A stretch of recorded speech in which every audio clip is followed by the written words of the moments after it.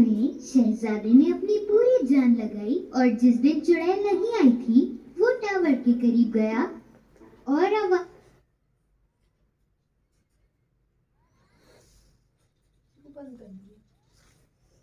चलने दो। आवाज दी। रेपेंजल, रेपेंजल। ये पहली मर्तबा था कि रेपेंजल ने किसी और की आवाज सुनी। सबसे पहले तो वो थोड़ा घबरा गई, लेकिन उसके बाद वो देखना चाहती थी कि ये हो कौन सकता है। और फिर उसने विंडो से नीचे देखा और उसने देखा कि एक शहजादा नीचे खड़ा है।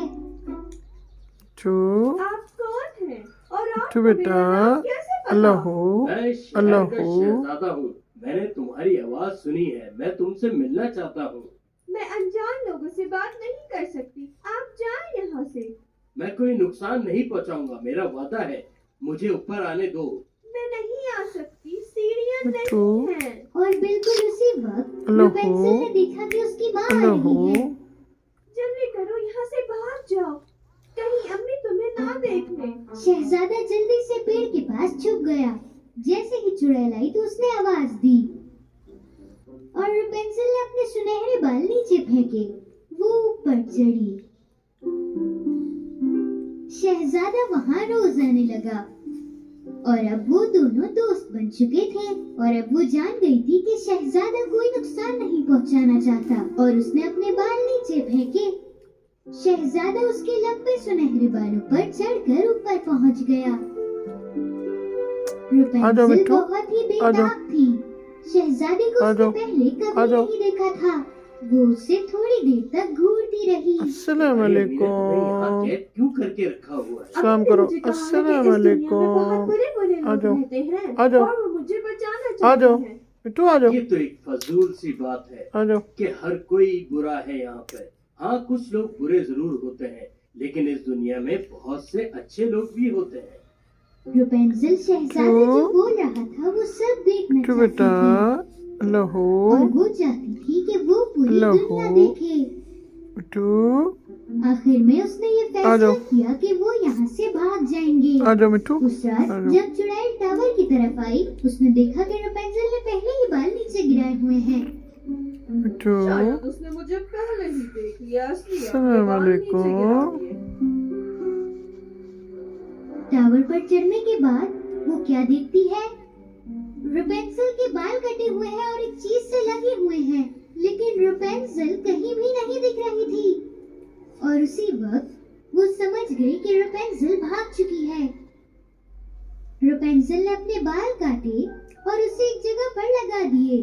अपने बालों की मदद से वो और शहजादा वहाँ से भाग चुके। बिट्टू, बोलो अल्लाह हो, अल्लाह हो। अस्सलाम वालेकुम बिट्टू, बोलो बिट्टू बेटा। दूसरी तरफ अल्लाह शहजादा हो, और रेपेंजल अल्लाह जादुई हो। जंगल छोड़ चुके थे। सुभान अल्लाह, जादुई सुभान जंगल की अल्लाह, कहानी सुभान उस अल्लाह। चुड़ैल ने ही बनाई थी। बिट्टू, अस्सलाम वालेकुम, अस्सलाम वालेकुम बिट्टू। रेपेंजल और शहजादा आखिरकार बिट्टू बेटा, महल आ पहुंचे। बोलो अल्लाह अपने हो, साथ रेपेंजल अल्लाह को हो। लेकर शहजादा बादशाह के पास आया। सुभान और अल्लाह, वो सुभान क्या देखता अल्लाह। है कि बादशाह मियां बिल्कुल मिट्टू। सत्याग होकर उसके सामने खड़ा है। मियां मिट्टू, अब्बू, आप बिल्कुल ठीक लग। आ जाओ। की मदद की थी। उसका नाम क्या था? ओह हाँ, रेपेंजल। रेपेंजल? शहजादा वो सब बताने लगा जो कुछ उसके साथ हुआ। फिर बादशाह ने बताया कि किस तरह दो बूढ़े लोगों ने उसकी मदद की। फिर वो बताने लगे कि कैसे उस चुड़ैल ने उनसे उनकी बच्ची छीन ली, बिल्कुल उसी दिन जिस दिन वो पैदा हुई थी। शहजादा और रेपेंजल उन दोनों के घर जा पहुंचे। जैसे ही उस बूढ़ी औरत ने रेपेंजल को देखा तो वो जान गई थी कि ये उसकी बेटी है जो चुड़ैल लेकर चली गई थी। मेरी बेटी, मेरी बेटी, आखिर मैंने तुम्हें छोड़ दिया। पूरी कहानी सुनने के बाद रेपेंजल अब अपने वालिदैन के पास वापस आ गई थी। कुछ ही दिनों बाद रुपेंद्र और शहजादी की शादी हो गई और वो दोनों खुशी से जिंदगी गुजारने लगे। और अब उस चुड़ैल का क्या हुआ जो उस टावर में फंस गई थी। बादशाह ने उस चुड़ैल को उसी टावर में बंद कर दिया था और उसके नीचे 2 सिपाहियों को खड़ा किया ताकि वो भाग न सके। चुड़ैल के साथ उसके तमाम जादू अब गायब हो चुके थे।